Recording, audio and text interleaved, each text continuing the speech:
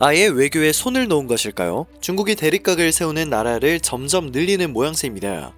최근에는 영국과의 기류가 심상치 않은데요. 왜 이런 기류가 흐르고 있는지, 중국이 현재 전 세계에 협박 아닌 협박을 한 내용은 무엇인지 지금부터 전달해 드리도록 하겠습니다.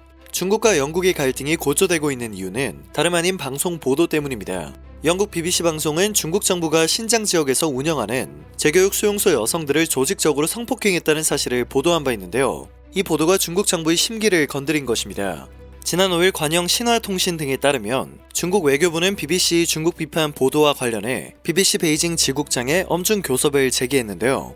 중국 외교부는 이전에 쌓였던 이야기까지 꺼내며 BBC에 시비를 걸기 시작했습니다. 중국 외교부는 BBC가 코로나와 관련한 방송에서 코로나 문제를 정치와 연결짓고 이데올로기적 편견으로 보도했다며 강력하게 항의했습니다. 그러나 영국 정부도 가만히 있지 않았습니다. 영국 정부는 이에 맞서 2019년 런던에 유럽본부를 개소한 중국 국제 텔레비전이 중국 공산당의 통제 아래 운영되고 있다며 방송 면허를 아예 취소해버리는 조치를 취했는데요. 이날 왕원빈 중국 외교부 대변인은 정례 브리핑에서 BBC 보도와 관련해 우리는 이미 여러 차례 불공정하고 객관적이지 않고 무책임한 보도에 관해 중국의 입장을 설명했다며 중국은 관련 문제에 대해 시비를 명확히 가리고 가짜뉴스에 속지 말아야 한다며 영국 정부의 조치를 비판했습니다. 이어 우리는 우리를 기만하고 호도하는 편견적인 보도에 관해 객관적이고 이성적으로 대응해야 한다는 말을 덧붙였습니다.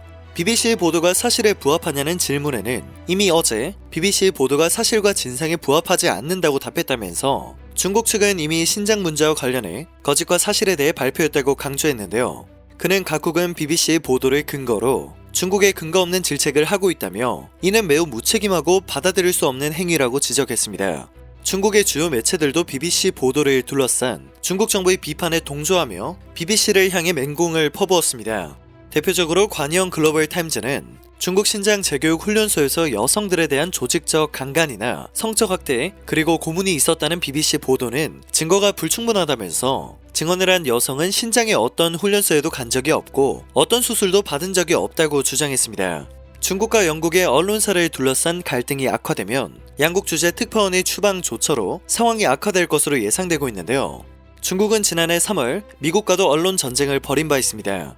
미국은 중국 최대의 국영 뉴스 통신사인 신화통신과 CGTN, 중국 국제방송과 중국일보 등 5개의 중국 관영 언론을 외국 사절단으로 지정하는 제재를 가했고 중국은 뉴욕타임즈와 워싱턴 포스트, 월스트리트 저널 기자 중 기자증 시효가 올해까지인 언론인들을 대상으로 10일 이내에 기자증을 반납하도록 했습니다. 그리고 현재 중국에서는 영국이 중국도 일본처럼 위구르 여성들을 성노예로 만들었던 것을 언론으로 폭로한 것, 법으로 중국 방송사의 면허를 취소한 것에 대해 맞불 조치를 취하자는 여론이 조성되고 있습니다. 대표적으로 중국 외교학 리아이둔 교수는 BBC가 계속 가짜뉴스를 보도하는 만큼 중국 내 면허 취소도 고려해야 한다고 강조하고 있으며 코로나를 이용해 중국을 공격하는 것은 영국과 미국 언론, 특히 BBC의 사악함을 보여주는 것이라고 주장하고 있습니다. 연일 영국의 폭로를 후회하게 해줘야 한다는 목소리가 커지고 있는 것인데요. 국내외 네티즌들은 도대체 어떻게 뭘 후회하게 할 것이냐는 의문스러운 반응을 보이고 있는 상황입니다. 이러한 와중에 중국 공산당의 입인 후시진 황구시보 편집장의 트위터가 또 다른 논란을 불러일으켰습니다.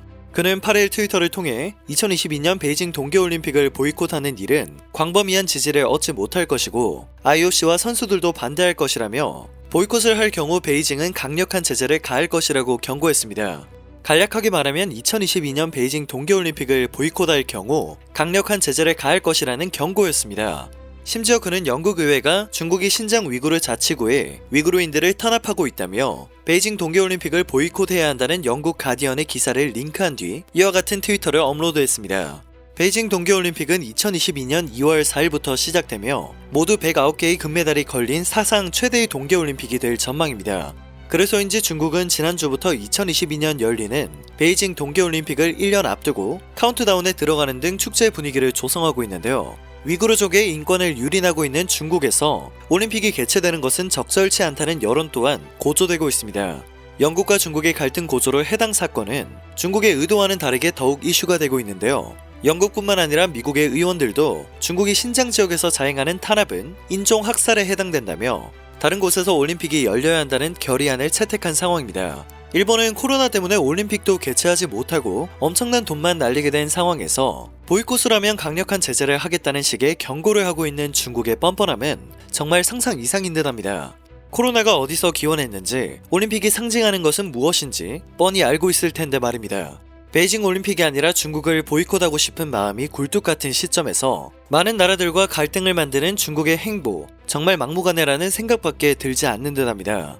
오늘 영상은 여기에서 마치도록 하겠습니다. 영상이 정보가 되셨다면 그것만으로도 감사드립니다.